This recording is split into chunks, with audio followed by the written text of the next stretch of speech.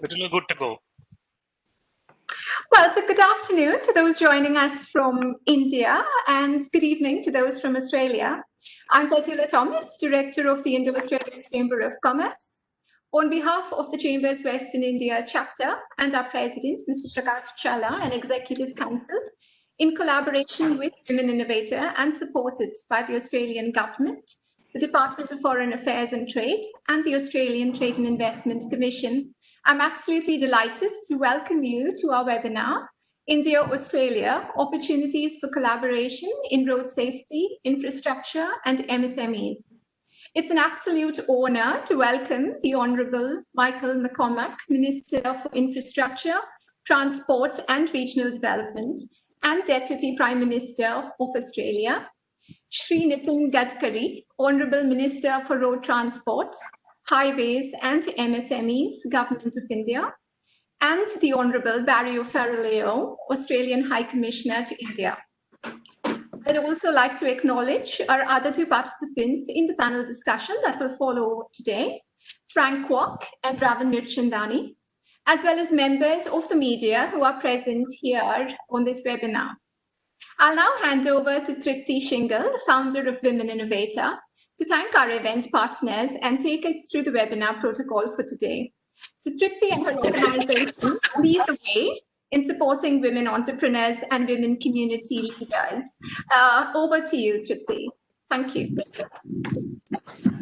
Thank you so much, Petula, for the introduction. And it's my pleasure that today we have taken a step towards an interaction for Indo-Australian opportunities together.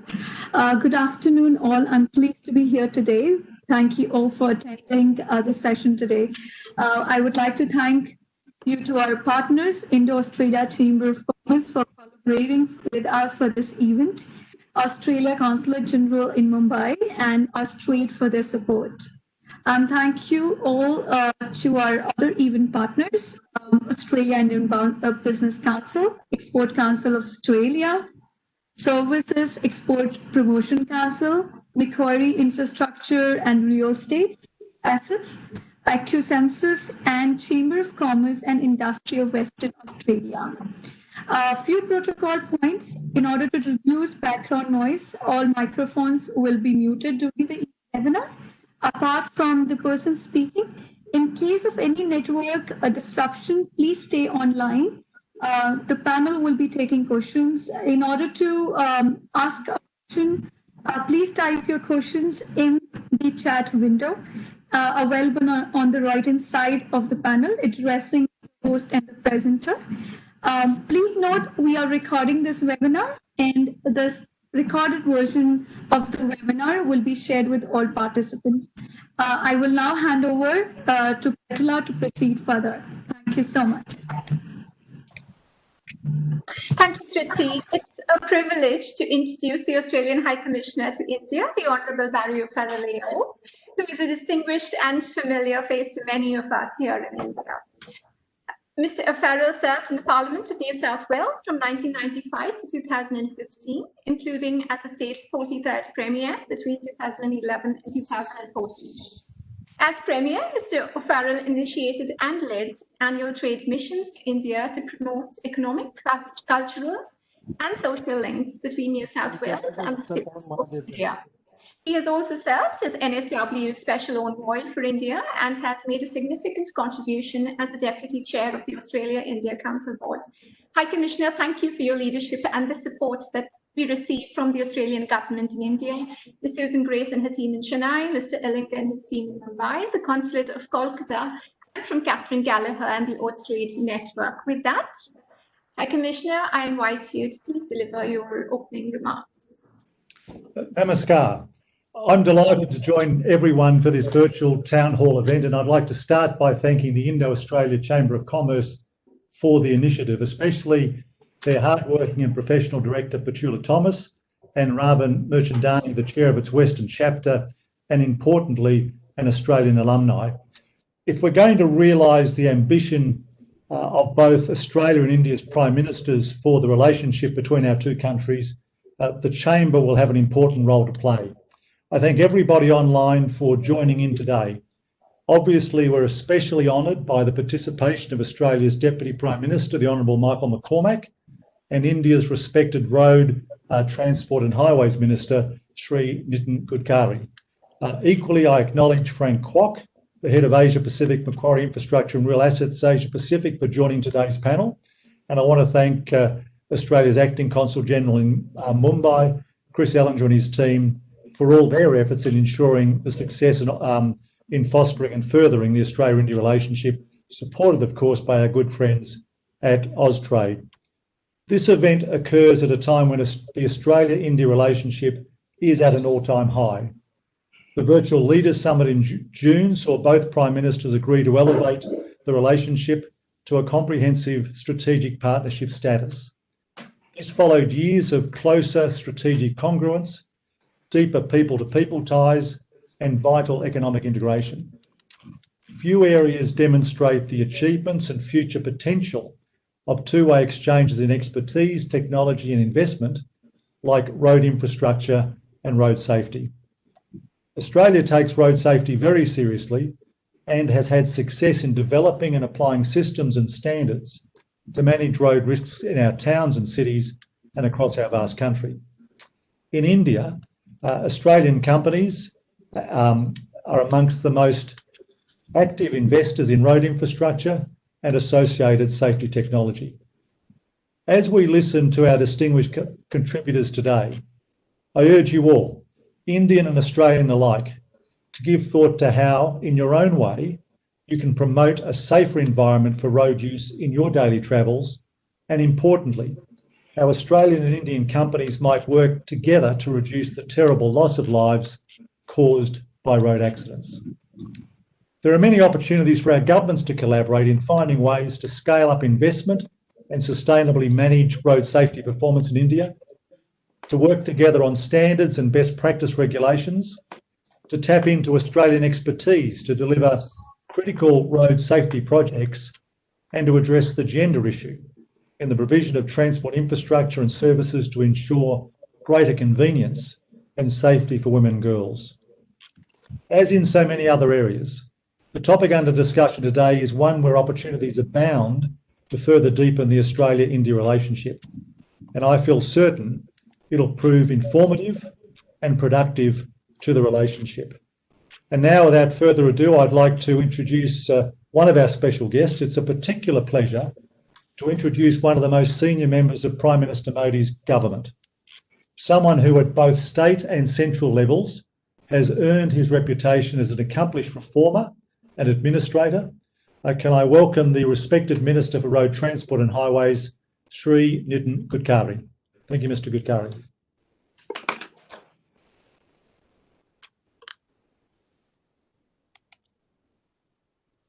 And dear friends,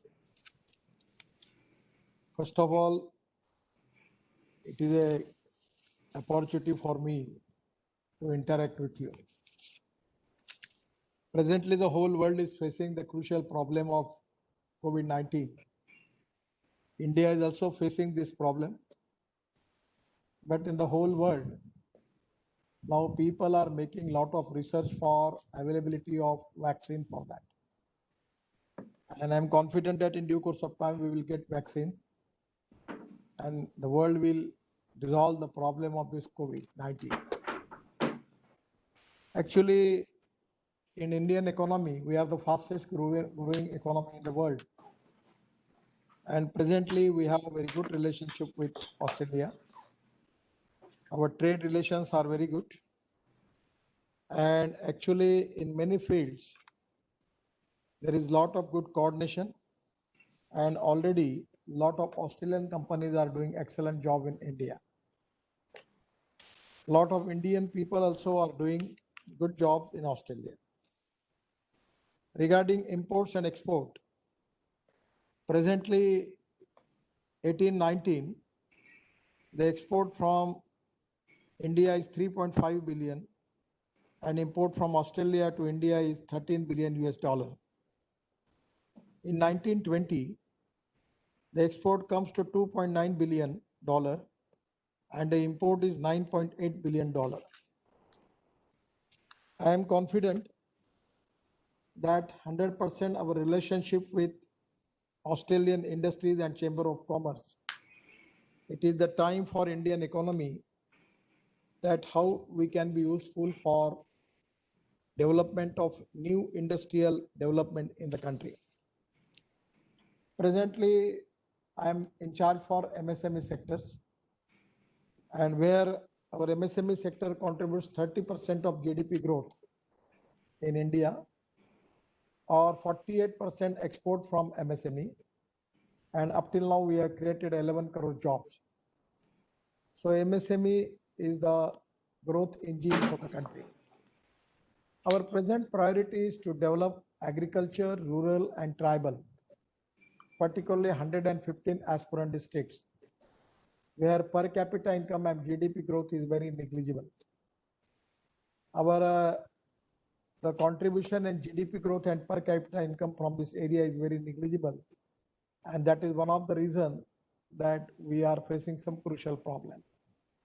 Now, the most important priority for our country economy is to create more employment potential, and that for that purpose we need to upgrade our technology. We are also welcoming foreign investment in MSME, in NBFCs, in infrastructure. Now, as far as the infrastructure is concerned, it is one of the success story that we are making now 30 kilometers per day national highway road construction. Once upon a time, it was only 2 kilometers per day. We are making 22 green express highways, which are very important for the country. One of the important highways, Mumbai-Delhi Express Highway, where it will be possible for take your car within 12 hours, 12 and a half hours from Mumbai to Delhi. It is a 12-lane axis control road between Mumbai to Delhi. We are making Delhi to Amritsar Katra Express Highway also. That land acquisition is in process, and we are going to make it this highway between Amritsar to and Delhi. It will be 4 hours. We are already going to complete this Meerut Express Highway. Presently, it takes 4.5 hours from Meerut to Delhi, but it will be 45 to 50 minutes. We are also developing waterways. The Ganga waterways is one of the successful example, where already we have completed multimodal hub in Varanasi and Sahibganj. Then also there is in process, it will complete as early as possible, multimodal hub at Gazipur and Haldia. Then we are making small 40 river ports. And from Varanasi to Haldia, distance is 1,380 kilometers. And after Varanasi to Haldia, it comes to Bengal Sea, then coming to Brahmaputra. In the Brahmaputra, so we can go. We have also completed dredging in Bangladesh for Mungli port, and so it can go. The dredging in Barak River is also completed. So from Varanasi, we can connect up to Southeast Asia, China, Malaysia, Indonesia, Myanmar, and the Northeast states, and that is to be really a great achievement for Indian government. We are also connecting Allahabad, Prayagraj to Varanasi by maintaining 1 meter draft, and the project has already submitted to World Bank. We are starting from Delhi in Yamuna. It's started from Delhi going to Mathura, Mathura to Agra, Agra to Etawah, Etawah to Allahabad. So Agra, the Taj Mahal is there. It is one of the attraction for the international tourists. So 100% the way in which we are developing waterways, and we have 7,500 kilometers of seafront. Actually, our efficiency and capacity of the port is increased by 2 times. Our profits are good, and our ports are doing excellent job. Now, this is the time for the country that we need to upgradation of the technology, and in present economic situation, the situation is very favorable to India. India is the best destiny for investment because returns are good compared with the other countries. And that is one of the reasons that a lot of investors keenly interested to invest in India. Now the insurance, pension economy, there is a huge potential is available. 100% insurance, pensions and share economy. We are now encouraging people for that. Now we have also formulated the policy for making of funds of fund. and that funds of fund is of 50,000 crore by our National Stock Exchange and Bombay Stock Exchange. Now MSME is going to capital market. Before that, we are giving them equity from the government side, and they will get the equity from the abroad. I have interaction with the USA Chamber of Commerce, UK, then all different type of people in Dubai. They are keenly interested to invest in Indian MSME. Indian MSME's products are very good, cost is very reasonable, and 100% they have very, very positive impact on international economy. So 100% we are trying and welcoming the foreign investment and technology in India. As far as MSME is concerned, you take the example of Amazon. Amazon is exporting the Indian MSME product to a costing of 60,000 crore from India. So the way in which there is already demand is going to increase. And that is one of the strengths for Indian economy. We have also background of handloom, handicrafts, and lot of innovation is there by which we can make good quality of products which can be easily accepted by international community. So this is the time for Indian economy to develop, and the MSME is the growth engine for that. At the same time, we are making industrial clusters. We have very good industry of leather industry. We are exporting lot of things. Our total turnover is 1,45,000 crore. Out of which 85,000 crore is our domestic market, and 45 to 55,000 crore is the export market.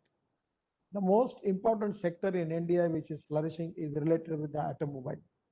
Present our automobile industry size is 4,85,000 crore, out of which 1,45,000 crore export is there. We are now just on the verge of completing the policy for scrapping, by which all raw material will be available with a reasonable cost. And actually, our automobile industry now, all world-based brands, from Mercedes to BMW, Volvo, all are present in India. And now we have already successfully launched electric bike, electric scooters, electric auto rickshaw, electric buses. And we are also trying to making of electric highway. So naturally, this is the new innovation, 100%, which is going to help to Indian economy. It is a great opportunity for the investor and for the new technology. As far as the Australia is concerned, in the road safety also, we have already have understanding with the Australian government and the companies. We have a long partnership with Australia from many days, and already on road safety, and this lays the foundation for our joint work to deliver on the UN Sustainable Development Goals and the associated 2030 global targets for new roads to achieve technical standards that take into account road safety or meet a 3-star rating or better in India, Australia, and worldwide. Recently, as a part of World Bank funded project of MOTH implemented by the Asian Institute of Transport Development, AITD, a state-of-the-art curricula and training material for road safety engineering and road safety audit course was developed in association with an expert from Australia. More than 3,300 road safety engineers, planners, and designers have been trained under road safety engineering train organized by AITD. A framework for accreditation of road safety auditors had also been worked out with the active participation of an expert from Australia. The Austria Road Assessment Program, AUSRAP, and Indian Road Safety Assessment Program, India RAP, twinning has been volunteers from VIC Roads, Australia, help work with IRPP to build the locally and India RAP program that is hosted in Delhi by AITD. The Indian RAP was officially launched in November 2017 in the World Road meeting held in Noida.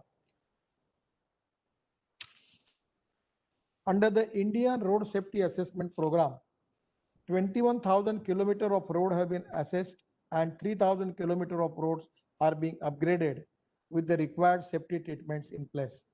It is estimated that this road upgrade work can result about a 50% reduction in road fatalities. Indian entities engaged in road safety research and assessment have been collaborating with Australian entities to support road safety assessment in India. International Road Assessment Program, IRAP, in Australia is now working with Australian government with a view to building partnership with Indian entities to address all three aspects of road safety, as infrastructure, vehicle, and road users. This is one of the important subjects. Presently, Indian situation, we are facing very crucial problem related with the road accidents. Actually, in India, every year, we have 5 lakhs accidents and 1,50,000 deaths. Globally, road accident deaths are over 1.35 million per year, out of which only 11% deaths are shared by Indian road network. Indian national and state highway network accounts for 62% of road accident and deaths. As per 2018 road accident data, 1.5 lakh people were killed in 4.6 lakh accident, and socio-economic cost of road accident contribute to 0.8% of national GDP. It is estimated as rupees 1.47 lakh crore per accident. Number of road accidents are 36 and deaths are 11.74% per 1 lakh population.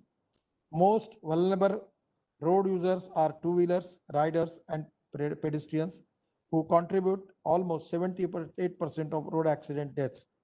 Occurrence of road accidents, accident injuries, and deaths shows a rising trend, which is a matter of concern and top priority for the government. So this is really one of the very, very important sector. And regarding road safety initiatives in India, we are taking already help of Australian government and Australian companies, though are already working in this field. Objective is to set out to achieve 30% reduction in road accident deaths by 2024 and zero road fatalities by 2030. The restructuring and strengthening of each aspect of 4 E's of road safety: engineering, education, enforcement, and emergency services. These are the 4 important pillars for that, where we are working and we are taking help from Australian government and institutions. The Motor Vehicle Amendment Act 2019 is already passed. It is one of the act where we take the cooperation of World Bank, and considering the act of at least 7 to 8 countries, successful implementation of that, on the basis of that we have taken this initiative. And also the state support scheme for strengthening road safety, where grant of rupees 14,000 crore would be distributed among all states to empower them in running and improving road safety programs and implementing road safety intervention at their states effectively. Establishment of National Road Safety Board is already in the process, and we are working on that. We are identifying accidental black spots. That is very important, where more than 100 deaths are there on this black spot. We are taking preventive measure to prevent that. We have also MOU with the Australian University. The ministry has signed a memorandum of understanding with University of New South Wales, UNSW, Australia, for setting up a Center of Excellence for Transport System modeling at Indian Academy of Highway Engineering, IACC in India. A platform would initiate sharing of knowledge and technology for planning, designing, and capacity building of Indian highway network and infrastructure. A draft has been already approved and work will start soon. So this is the history. We are very sensitive and serious about road safety. This is one of the important agenda for the government. We are also taking lot of preventive measures, creating ambulance services on the road, cashless treatment, automated divide stage track, and lot of driving simulators, emission norms. We are taking lot of measures. Now, 100% I am sure that we are the cooperation of Australian government, university, and companies, 100% it can be a great start as far as the history of Indian road accident is concerned. Today, it is really a pleasure and pride for me. In many fields, we can increase this interaction. Our government, our Prime Minister Modi ji and Indian government is very keenly interested to interact with Australian investors, Australian companies, and new technology in Australia. At the same time, from Indian side, we are now improving lot of sectors where we can even export to Australia with a very, very reasonable cost. So this is the time that our collaboration is win-win for both the country. today I'm very happy the way in which this webinar is organized. 100% it will going to be a very fruitful and helpful for both the countries, and 100% I'm giving my all best wishes to all of you. Again, I'm giving my all respectable regards to all respectable guests which already are present here, and it's really a great opportunity for me to interact with you. Thank you very much. Namaskar.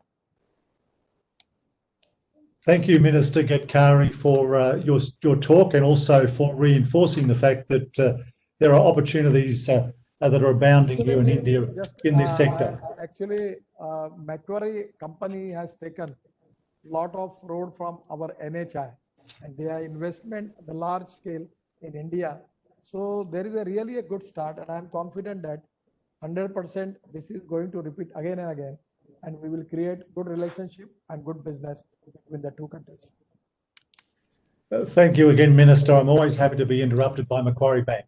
I'm now delighted to introduce a former colleague, a friend, and sometimes fellow Tumbarumba trekker, Australia's Deputy Prime Minister, the Leader of the Nationals, a Minister for Infrastructure, Transport and Regional Development, the Honourable Michael McCormack, to talk to us.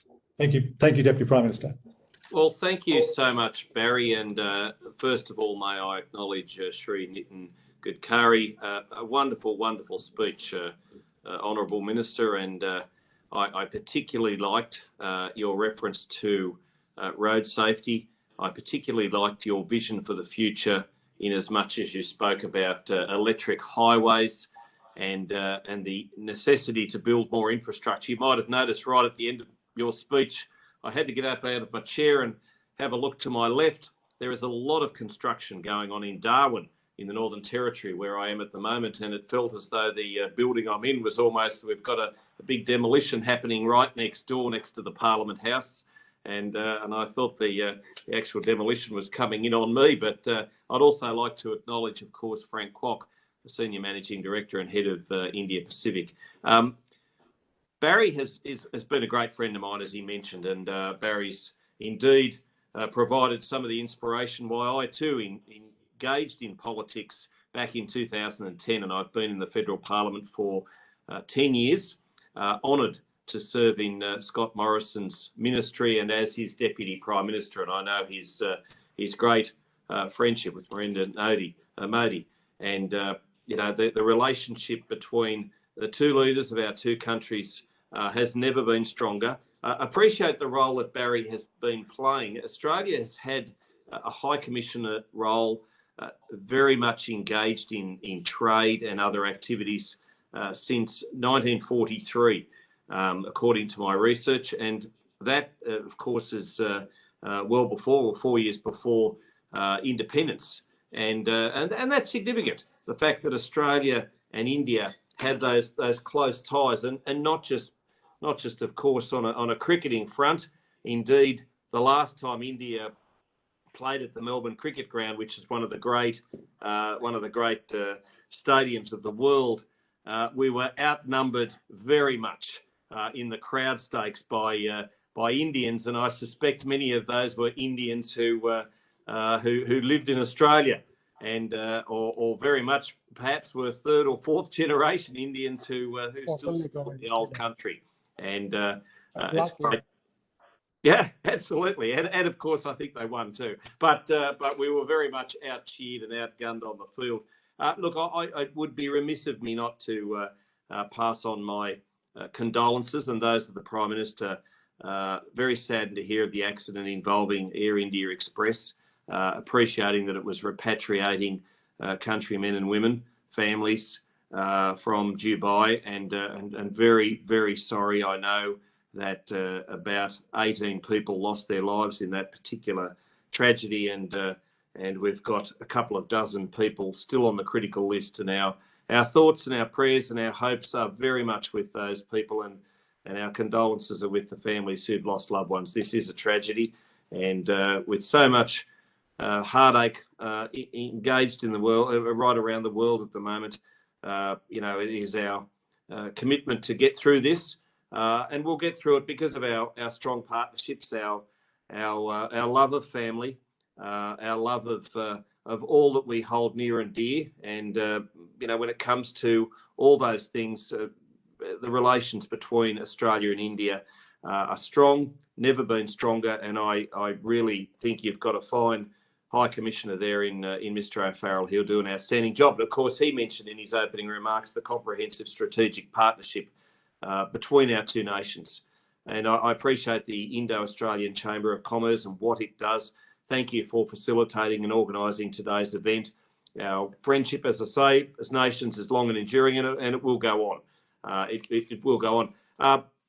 We've got ambitious plans, both of our nations, to build infrastructure assets. And I have to say, one way we will get through COVID-19 is through building infrastructure.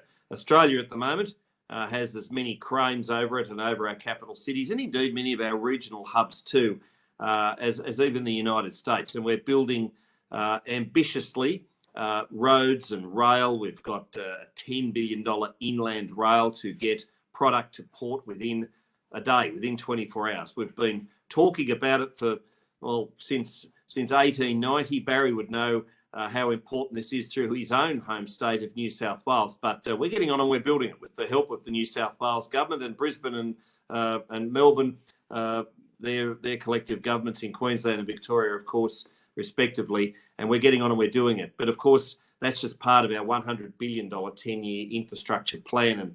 And Mr. O'Farrell's state that he led so well, out of debt and deficit that he inherited when he became the Premier, is also on a very productive and ambitious infrastructure plan. $94 billion over the next 4 years. That's remarkable, and it's only because of the prudent and wise economic responsibility that he showed when he first took over as Premier, that this is responsible. And I'm sure he's going to do the same job to build even further those trade relations between our two nations. We're also building, you may well know, a new international airport in Western Sydney, where it's not Sydney's second airport, it's Western Sydney's first airport. And it's named after Nancy Bird Walton, who you might recall, some of you, as one of our great aviators. She was a pioneer. We talk about women breaking through the glass ceiling. Well, she flew straight through it. An amazing woman, and very much appreciated by many in aviation. The fact that this airport, which is designed to handle up to 10 million annual passengers from the day it opens in 2026, and including in that will be many Indians, are going to be named after her. And so this is exciting. We need to get on and we need to do these things, and because they create jobs. And if there's one thing, I've just got off out of a cabinet meeting, a 3-hour cabinet meeting with our Prime Minister, who, like your leader Modi, knows that one way we will do it is through growing agriculture, another way is growing resources, and another way is, of course, growing our nation through productive infrastructure. And of course, with infrastructure, of course, comes road safety. Every piece of road that we build has road safety built into it. And I appreciate the remarks made by your Honourable Minister about how important this is. Now, we've used tools such as the Australian National Risk Assessment Model and the Australian Road Assessment Program, known as AUSRAP, not something that we're singing via American disco studios, but AUSRAP is all about road safety. These tools are increasingly used for prioritising road safety investments, as we've seen with AUSRAP's Indian partner, which is, of course, IndiaRAP. And this complements the Australian government's Black Spot program, where we look at particular intersections and roads where there have been a number of tragedies, and we target those for investment. The Black Spot program has led to great investment, which has saved people's lives. I was interested to hear of the Minister talking about the road toll statistics, and of course we too have 1,200 people last year who lost their lives on our roads, and many of those are in regional areas, and that is so sad. They're overrepresented in the road statistics. We've got a massive, just like India, massive road network, We can fund better roads, we can save lives, we reduce the risk of crashes. Technology and standards are so vital, everything from cars to indeed better roads, better highways and byways, and the products and materials that go into them. And I know there's a lot of Australian companies utilising the technology, the help, the assistance, and indeed some of the materials from India to do just that. And so there's some exciting times ahead there, Barry, and I know that we look forward to progressing some of those things in the future. Since 2013, Austrade has facilitated over 8 road safety missions to Australia by Indian Union and state governments, and we welcome those stakeholders, those key diplomats, and those collaborations between Australian companies, the Indian government and private sector counterparts. It's not just, as Barry would know, the role of government to invest in better roads and better technologies. It's also very much the pride and the heart and of private sector investment. And I welcome the many ways in which our two nations are collaborating on infrastructure. Australia welcomes both foreign direct investment and foreign-owned companies contracting to deliver infrastructure projects. When our government took over in 2013, Tony Abbott was the Prime Minister. He said, Australia's open for business. I know it's a line Barry used many times when he was the Premier of New South Wales. That was followed, of course, by Malcolm Turnbull. That was followed, of course, by Scott Morrison. I just will finish on one little point. I remember when your leader came to our parliament and gave such a wonderful, wonderful address. I will never forget, he received 18 standing ovations. Now, generally in our parliament, the gallery needs to remain quiet while somebody is speaking. The only people who are allowed to speak are the politicians themselves, but the speaker gave the audience a bit of latitude and allowed them to clap because it was an outstanding speech. I tweeted the fact that it was such an outstanding speech. It received 18 rounds of applause. That tweet generated more activity on my Twitter page than any other tweet before or after. And I picked up many Indian friends from that. We are great friends of India. I want that known. I know you know that. Anything that we can do to foster and better relations, our Australian government will do.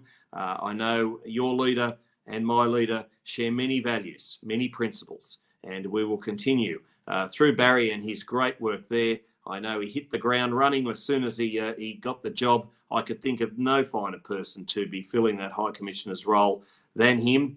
Thank you, Minister, for your kind words.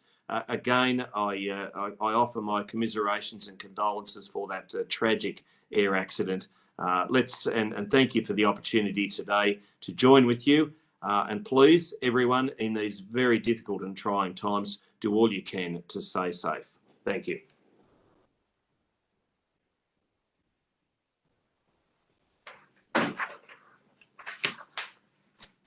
Thank you, Deputy Prime Minister, Minister McCormack. Thank you, Minister Shri Nitin Gadkari, and thank you, High Commissioner. I'd now like to invite Ravin Mirchandani, the Chairperson for our Western India chapter of the Indo-Australian Chamber of Commerce, to moderate our panel discussion. A few words about Ravin, who has a fabulous vision for the Western India chapter and the Chamber as a whole, and it's a pleasure working with him. Ravin is the chairperson for the chapter. He is also chairman of Ador in India and Acusensus in Australia, the company that is presently rolling out the world's first distracted driving mobile phone detection cameras in Sydney, New South Wales. So Ravin is an Australian national and an Australian alumnus as well. He has an MBA in Business Administration from Queensland University of Technology, Brisbane. In international business, his experience spans the hydrogen mobility, defence, energy, and traffic infrastructure industries. He manages businesses that span operations in India and Australia and has a private pilot's license. So Ravin is one of those dynamic chapter chairs. Over to you, Ravin. Thank you very much, Petula, and good afternoon, ladies and gentlemen, to those in India. Good evening to those joining us from Australia. Thank you very much for making the time. Thank you, Deputy Prime Minister McCormack and Minister Gadkari for the excellent speeches that you gave, and High Commissioner Barry for joining us today.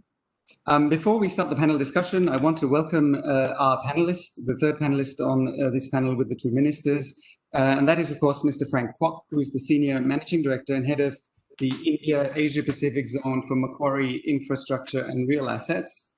Frank is the head of MIRA, based in Sydney, and in this role, he's responsible for overseeing MIRA's investments in the region, primarily in infrastructure.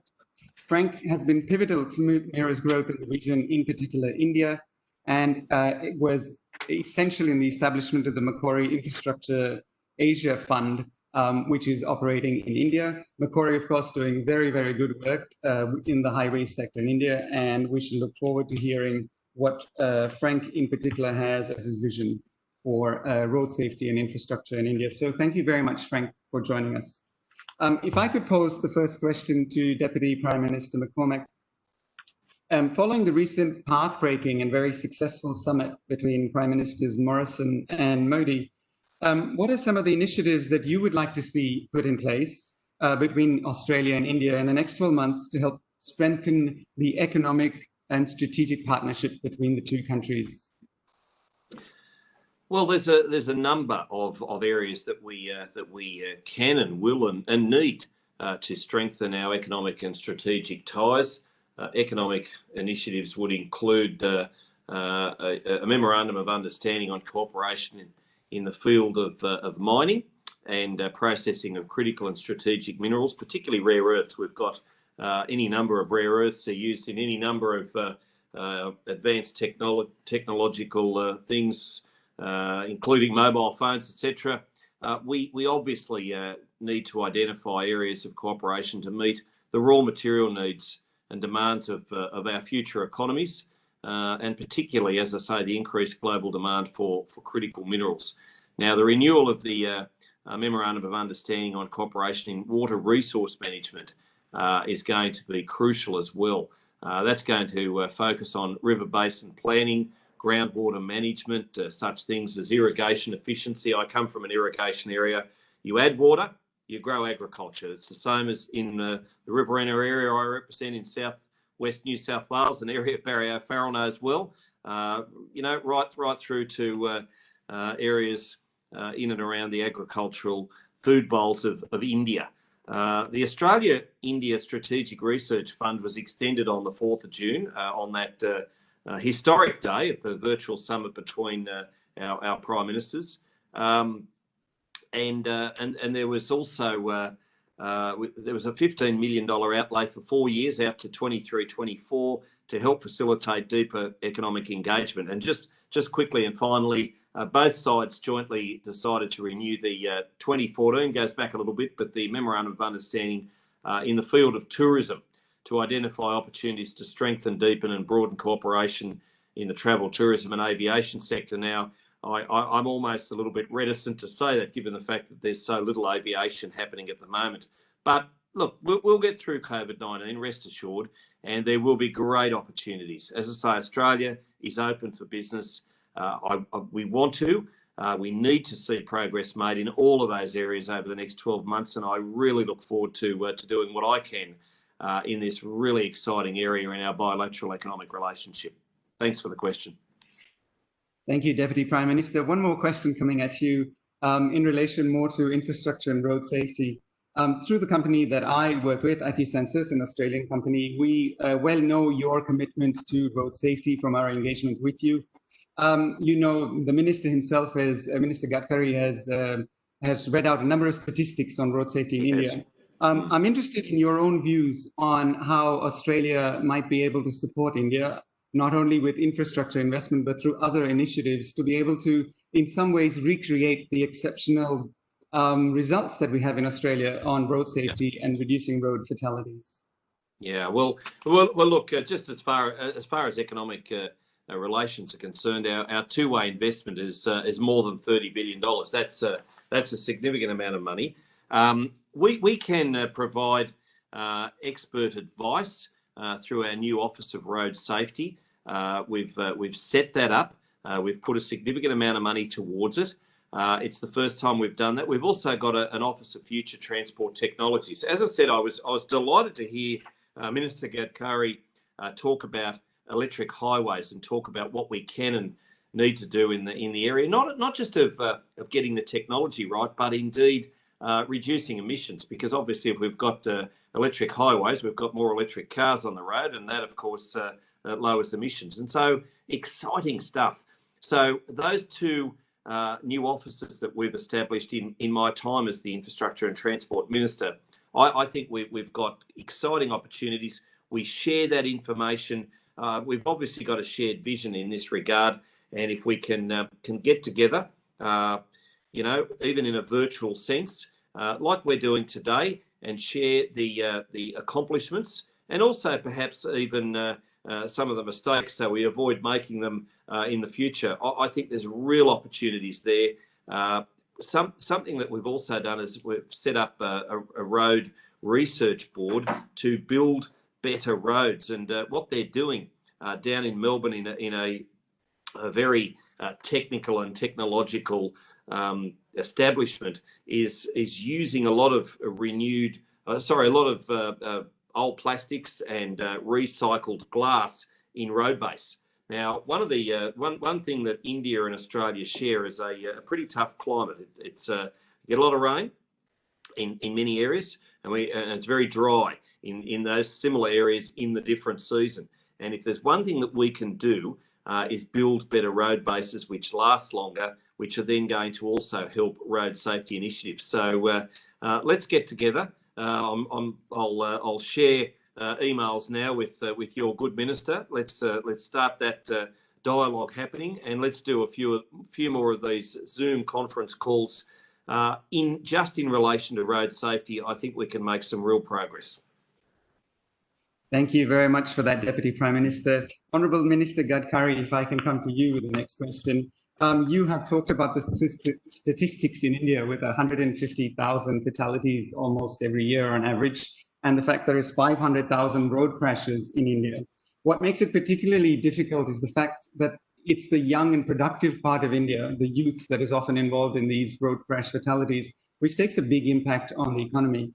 If you juxtapose to Australia, over 4 decades, Australia has reduced its road crash fatalities by over 80%, whilst the population has doubled, and is in many ways a benchmark globally on achieving Vision Zero.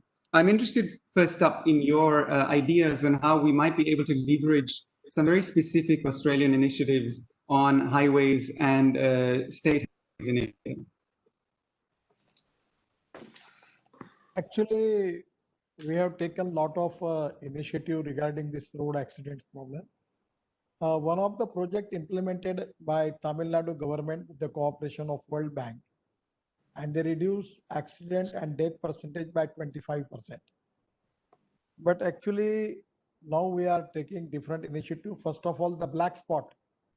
In the road engineering, there was a problem. So our basically improvement in road engineering, that is improvement in black spots. So already we have submitted projects to World Bank and ADB, and both projects sanctioned 7,000 crore from World Bank and 7,000 crore from ADB also. So first of all, on the state highway, on the national highway, city area, with the cooperation of the state government, we are now improving these black spots.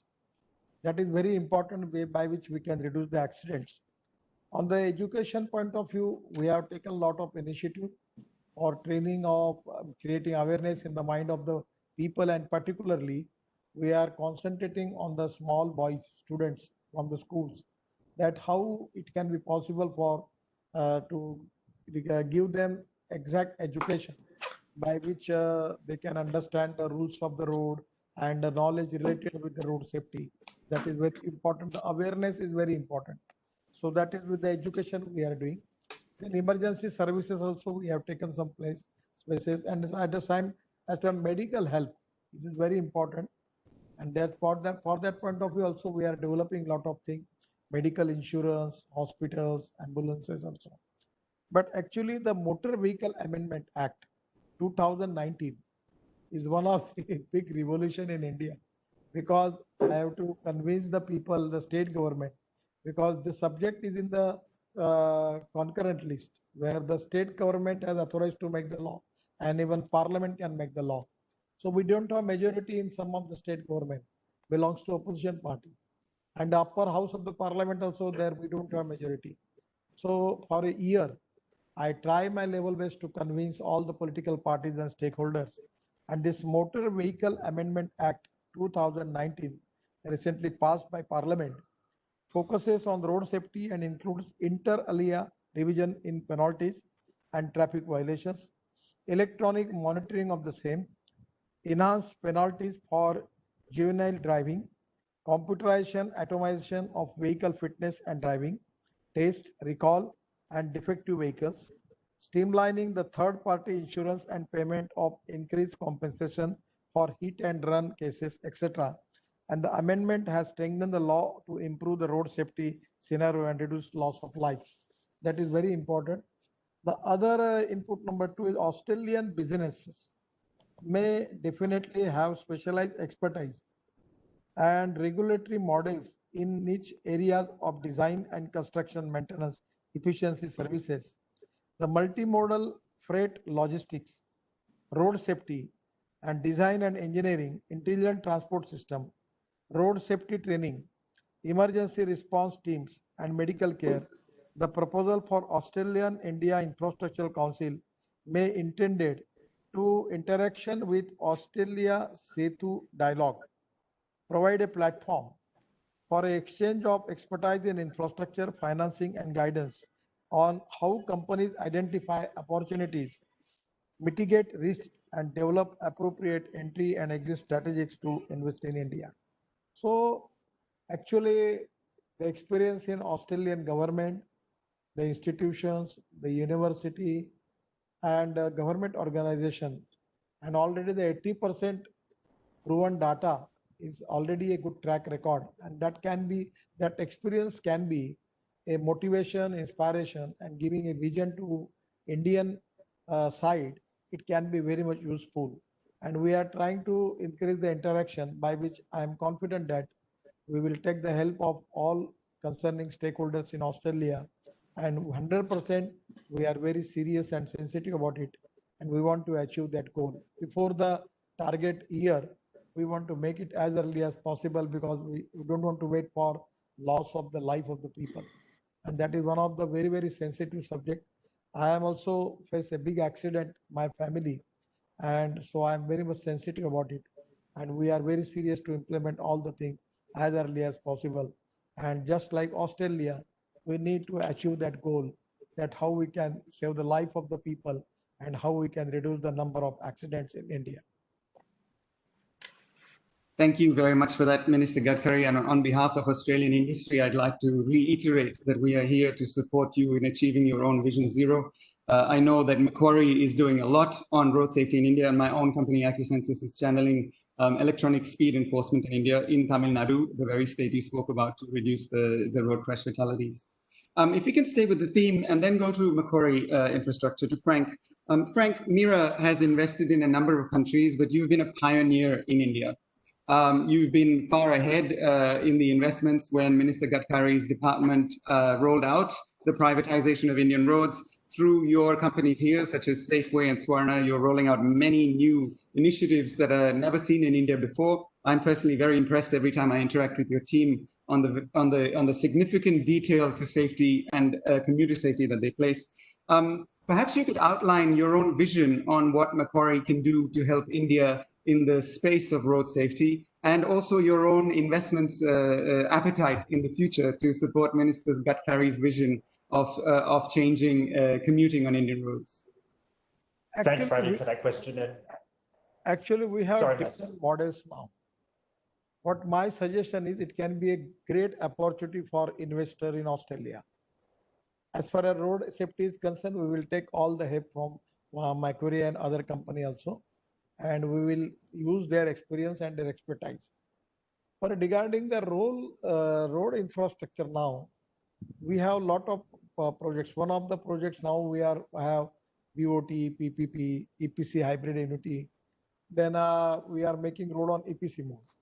Some of the roads which already available, where work is completed, toll is already started. Now we can mortgage toll rights for 30 years and we can monetize that road, and that amount can be used for construction for other projects. Again, we will complete that. So there is no risk. The toll is going on. We are not going to give government guarantee, but we will give guarantee from NHI. And NHI is a AAA rating company. And even we can make escrow account with the investor, with the concerning bank. Every day we will deposit all the toll in that account. If you want your return daily, weekly, monthly, 3 monthly, 6 monthly, or yearly, it is up to the investor, and we will return them back. And up to 30 years, we will give them the returns. So on this can be a good attractive model. We are now framing policy for that. My suggestion is, if the insurance fund, pension funds, or anywhere the investor, those who are interested, trust, financial trust, they don't want to invest for 30 years, it can be a good model, and 100% secured guarantee is there. And if suppose anything happens, if the toll is not getting, the NHI will take the guarantee. Presently, our income in toll is 28,000 crore per year. And my target is within 5 years, we want to make it 1 lakh crore. So there is no problem. It's 100%. I think this can be a good model. Actually, the model in which we have taken that road, that you need to collect the toll, maintain the road. But here is no problem. The road will be maintained by NHI. It is our responsibility. Only the toll will collected by NHI. There is no problem. We will deposit that money into escrow account, whatever the bank decided by the investor. And first bank will take your money, give it to it, and after that, that money will release to NHI. So this is a 101% secured model. If any of the long-term investment funds are interested to invest in India, as far as our relationship with Australia, we will encourage that funds and that investment. Already we have discussion with some insurance fund, pension funds from Europe, from USA, from Canadian pension funds. Our discussion is going on. If the Australian investors, the companies, insurance fund, pension funds, or from the government side, they are interested, we can make a agreement to NHI and we can do it. There is no problem. But only one thing is a problem, that we can accept the loan, that money in rupees, and we will return you in rupees. You have to hedge the thing, because hedging, it is viable, it is profitable to me as a department. But I need to take many permissions from finance minister and finance ministry and other ministry. So I don't want to go that route. So you take the hedging cost, including it, and after that quote me in rupees for 30 years. There will be agreement between you. We will return that money back. But that is one of the bottleneck is there, because to get it in making hedging and other thing, here I need lot of approvals from Reserve Bank and from Finance Ministry. They will get it legally. It is allowed. Already 100% investment in infrastructure is automatic route is allowed. But getting this approval from hedging and other thing, it is a big task. So my request is to, if they can invest in India, they can charge me for hedging cost, and then after that they can quote the interest cost. It's a great opportunity, and I have a potential. I can take 5 lakh crore, 6 lakh crore. That much amount I can take it. I have got the economically viable project where internal rate of return is good. And regarding road safety, we will take the help and cooperation and guidance from all your stakeholders, from government, from university, or from the private companies. Thank you very much, Mr. Minister Gadkari. And I'm sure that Macquarie, which is Australia's largest fund in many ways, would be quite excited by what you've just said. I leave it to Frank, Senior Managing Director of Macquarie, for MIRA overseeing India. If you want to respond to that and also the previous question, Frank. Great, thanks, Ravin, and thank you for the Chamber for the kind invitation. I must admit, I feel it's slightly underqualified with the Honourable Ministers being part of this panel. Taking a step back, you made the point, Minister, that we acquired the first government privatisation of toll roads in India, being the TOT1. And when we acquired it, we made a deliberate decision to call that company Safeway Concessions, because what we believe that we can bring is our global international operating standards to India. We at Macquarie have been owning toll roads as Mr. O'Farrell, our High Commissioner, knows very well, in the state of New South Wales, the first toll road we ever acquired was here in Sydney, my hometown, the M2 Hills Motorway. That was over 25 years ago. Since that time, we've invested in toll roads all around the world, in not only Australia, India, China, Korea, US, UK, Canada, everywhere around the world. And we believe that we can actually operate these toll roads very well. But importantly, for countries like India and other emerging countries, we can bring them up to our global standard of operation. And we've been working very hard with our management team and together with the Indian government and the National Highways Authority of India to implement policies in order for us to operate these at these high standards. Really simple examples include, in India, traditionally in toll roads and highway roads, you have trees in the median strip. And that's probably because it looks nice. But the reality is, if you put trees in the middle of a toll road, it means that people actually have to maintain that. And they're putting, effectively, humans at risk, because at the end of the day, you can't control all of the drivers, and it really puts the workmen at risk. So we've been working very hard with the National Highways Authority of India to make sure that there are ways in which we can replace, for example, these trees with metal barriers, which are much more safe for our workers. Another example that we have that we're looking to implement, and we have been doing in Safeway Concession, is that we've implemented thousands of cameras across our toll roads, such that in our control centre room, similar to our control centre rooms in our toll roads in the UK, France or Australia, you can see the whole toll road from our screens. And these things allow us to operate these roads much more efficiently. Another good aspect that we've done across India, which I'm particularly proud of, is that toll roads are part of the community. It's not just an investment. And in that respect, you need to really engage the community.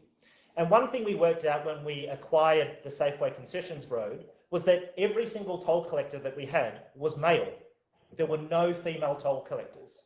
So we actually did some investigation at one of our roads to ask the local community why there were no female toll collectors. And we found out, talking to the local villagers, that it was because, first of all, they did not feel that it was a safe job. Second of all, there was no good sanitary conditions for females because it was all designed for males.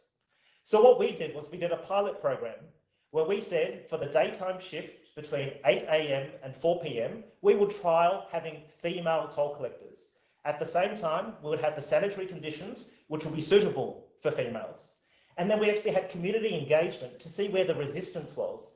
And interestingly, a lot of the resistance were not by the females, but it was by their husbands and their parents. So actually telling them why this would be good for the economy.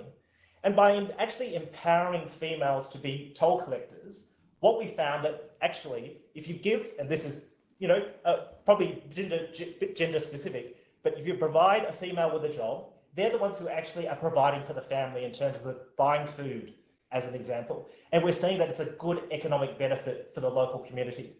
So following that trial, we have now implemented it across 3 of our toll roads to have this same female empowerment with those toll collectors. So safety is not just about the safety in the road, it's about the safety for the whole community. And I think whether it's the use of technology such as cameras, whether it's the use of very simple things like replacing trees with metal barriers, or whether it's engaging with the local community, we see that what we have been able to do in our roads across the world, we can implement very much so in India. And I must thank the Indian government and also the National Highways Authority of India for allowing us to have these discussions on how to actually improve road safety.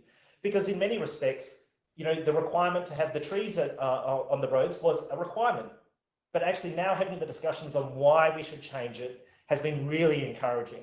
And so for us, India, of course, is a huge opportunity for us. We've invested over $2.5 billion in infrastructure, and 2/3 of that has been in roads. And we see it as a great economy because, as the Honourable Minister noted, GDP should be growing faster than anywhere else in the world. And GDP, growing middle class, and growing domestic, good demographics increase traffic. So for our investors, it's a good investment. Hopefully the proceeds to the government is good because you can use that for other purposes. And it's really a win-win situation. So I must admit, I've been really encouraged by the discussion that the Honourable Ministers have been discussing today, because it really further encourages us and our investors to invest in India in the future. Thank you very much for that, Frank. And it is really encouraging to see the work that Macquarie is doing in India.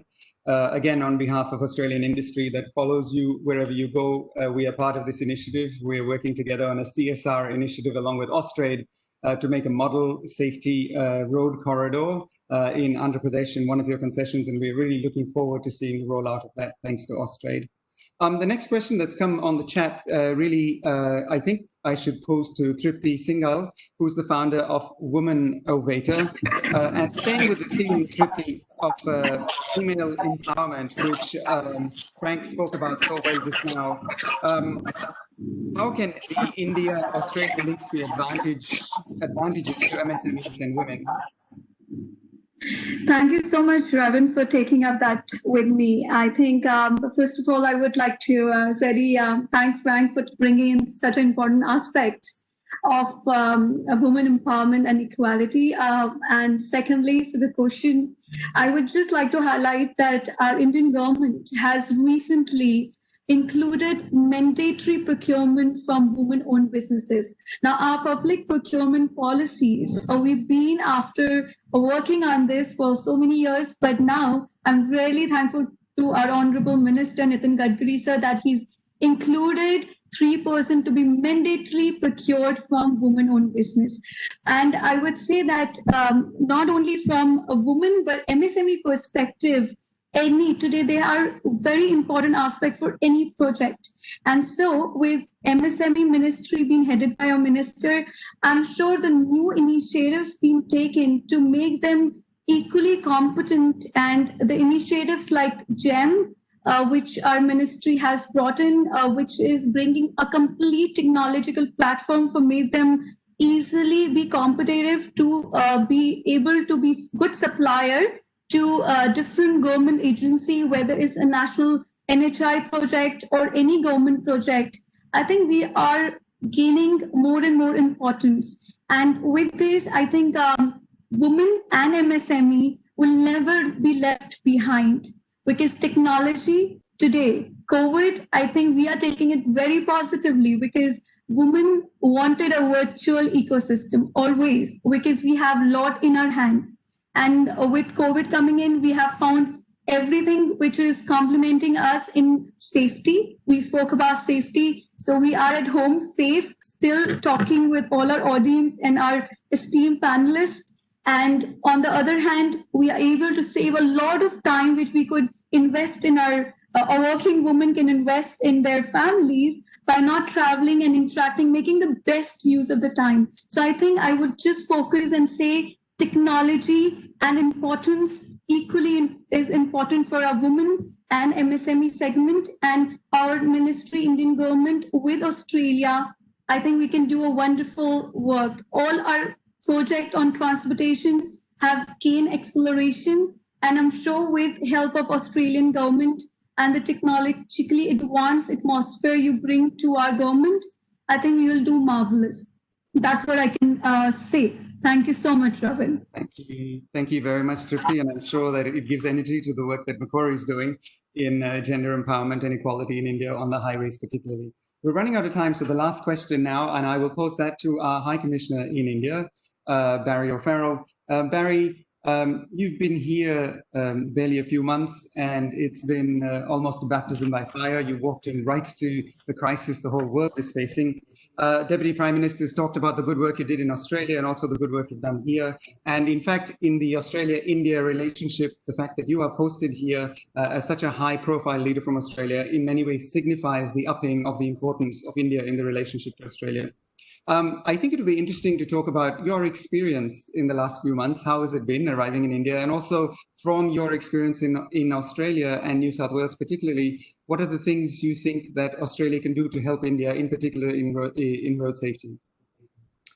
Well, I'd say three things in response, Ravin. Firstly, that I've been surprised since I've been here, and most of that time has been after COVID has taken hold, at the ongoing commercial activity that is able to be conducted virtually.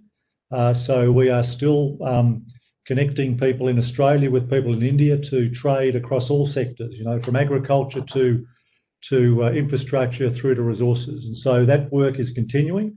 For the benefit of Minister Gadkari, I know that I've also facilitated Australian investors who are looking for opportunities to invest in some of the privatised assets that the Indian government has on the sale block at the present time. So despite COVID, despite the disruption, despite the fact that people can't travel, these virtual mediums are ensuring that that we continue to do what Scott Morrison and Narendra Modi want us to do, which is to further deepen and strengthen the Australia-India economic and investment relationship. I'd simply say, Ravin, my message to Australian investors, whether looking to provide technology services, whether it's in mining or in infrastructure, as we've talked about today, to India, is to pick up the phone, dial in, make themselves known. What I recognise is that if it's in broader areas, and with all due respect to Macquarie Bank, who as usual do it on their own because they're big and muscly enough to do it, the best way to get a foothold in India is to look for the best possible partner in that area, work with them on a joint venture, and be introduced to the country, because every country has different regulatory regimes. Australia has a different one to India. It can be at times a nightmare.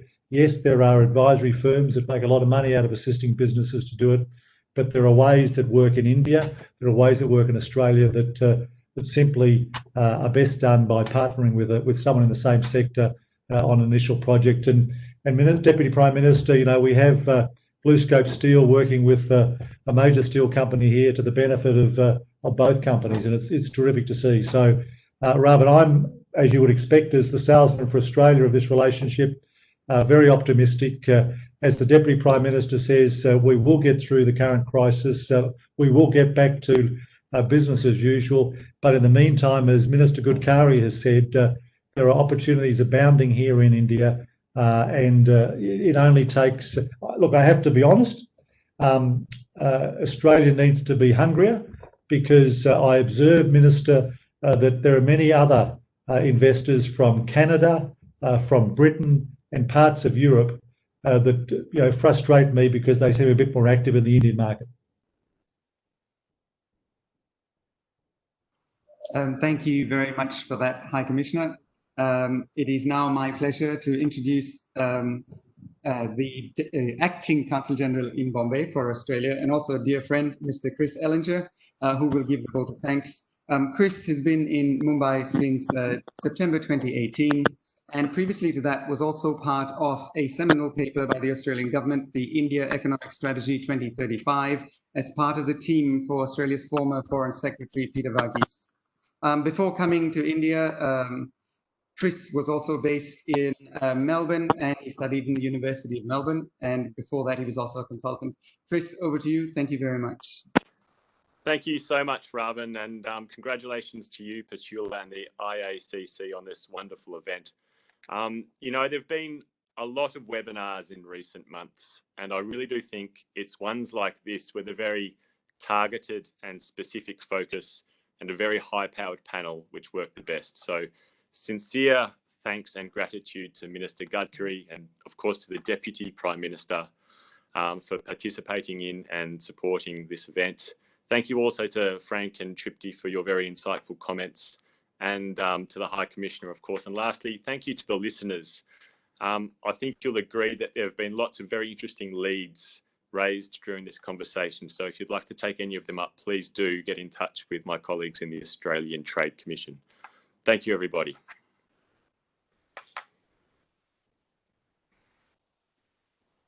My pleasure. So please have a lovely day and stay safe, everybody. That's a wrap.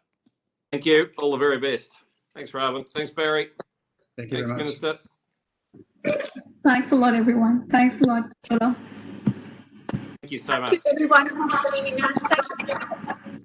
Thanks to the Australian Company. Thank you.